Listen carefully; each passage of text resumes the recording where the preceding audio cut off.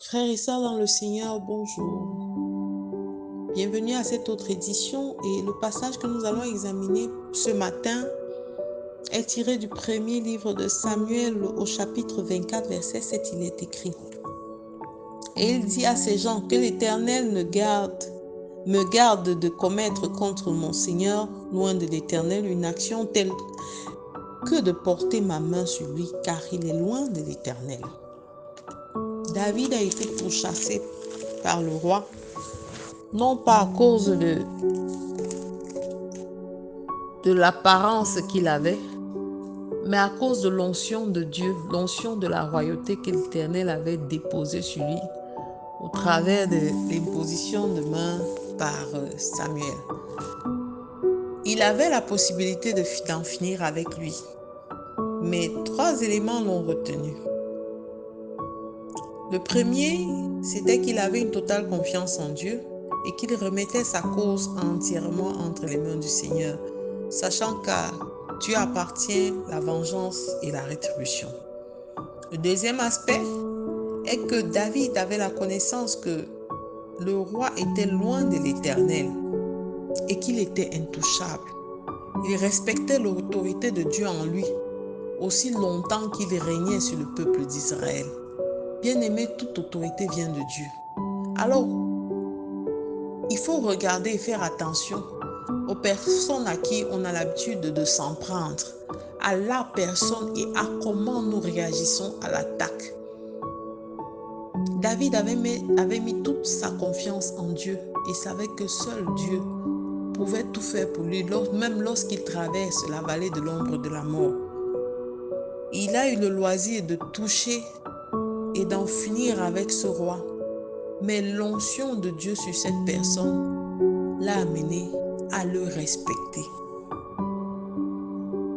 Alors, comment devons-nous nous comporter? Dieu veut que nous ayons un cœur pour lui. David avait un cœur pour Dieu. Et c'est pour ça que tout ce qui s'est passé, malgré tous ses travers, le Seigneur a toujours gardé ses regards sur lui. Le Seigneur a toujours porté ses regards sur David. Il a toujours obtenu les faveurs de Dieu. Dieu l'a souvent châtié, mais au final, il a identifié comme l'homme selon le cœur de Dieu. Un cœur pour Dieu ce matin, c'est un cœur tourné entièrement vers le Seigneur. C'est un cœur qui a renoncé à répondre à la méchanceté par la méchanceté. C'est un cœur qui a renoncé à répondre à la méchanceté par l'aigreur et par la barbarie. Un cœur pour Dieu, c'était le cœur de David. Et la parole de Dieu nous enseigne dans 2 Chroniques 16, verset 9, que l'Éternel étend ses regards sur toute la terre pour soutenir ceux dont le cœur est tout entier à lui. David avait le cœur tout entier au Seigneur et croyait que seul le Seigneur pouvait le délivrer de la méchanceté du roi. Alors, bien-aimé, comme il est écrit dans Proverbe, garde ton cœur plus que toute autre chose, car de lui viennent les sources du bonheur. Garde ton cœur de la méchanceté, afin qu'il t'évite de commettre des abominations. Garde ton cœur afin que ton attitude ne soit détournée à cause de la méchanceté. Garde ton cœur afin que ce cœur soit toujours rempli de joie, soit toujours rempli de reconnaissance, soit toujours rempli d'adoration pour le Seigneur et pour ton Dieu. C'était le cas de David. Et David a marché avec Dieu et a été pour Dieu un fils fidèle, au point où il lui a promis un de ses descendants, qu'il fera de ses ennemis son marchepied. Alors des descendants de David, nous avons eu le Christ, qui nous a appris à marcher dans la patience, dans l'amour et dans la persévérance dans l'épreuve. Un cœur pour Dieu ce matin, bien-aimé. Je voudrais t'inviter à marcher, à reconnaître l'autorité de qui est devant toi, à savoir quelles sont des personnes que tu dois affronter et surtout à demander à Dieu comment est-ce que tu dois te déployer.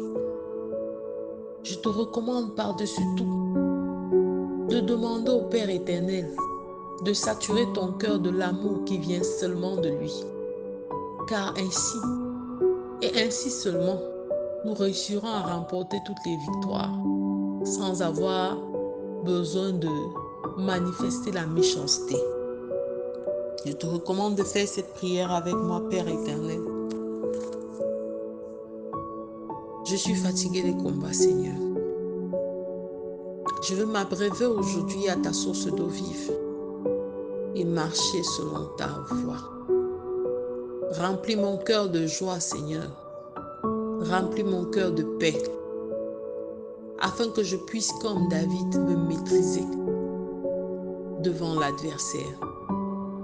Guide-moi tous les jours dans ta lumière et affermis-moi, afin que je sois digne de partager ta gloire. Reçois louange, honneur et gloire. Au nom de Jésus-Christ, nous avons prié. Amen, amen, amen. C'était la révérende Songé Antoinette de la Grace Bible Church. Je vous souhaite de passer une excellente journée et le week-end commence. Excellent week-end à tous dans la paix. Shalom.